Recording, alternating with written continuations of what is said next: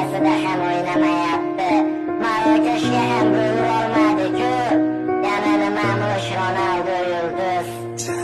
Futbolni ermak uchun o'ynamagan Cristiano, ko'plab yulduzlaring sindi lekin Ronaldo. Balki sen Messiga muxlisdan olmaysan, boshqasini uni qirol deya atab oltin to'pini sanarsan. Ammo qilgan harakating ketadi bil besamar. Ronaldo bo'lmaganda yulduz bo'larmish Benzema. G'iybatin qilib charchashmadi Portugal o'g'lonini, Messiga fanat deyishar Ronaldoning o'g'lini. Har daqiqa har soniyada to'xtamadi, yugurishdan kibrga bo'lmadi do'st. Nochorlarga berdi yordam, Ronaldoni yomon deding kulganing rost ustidan. Unda nega yaxshiliklarini chiqardingiz?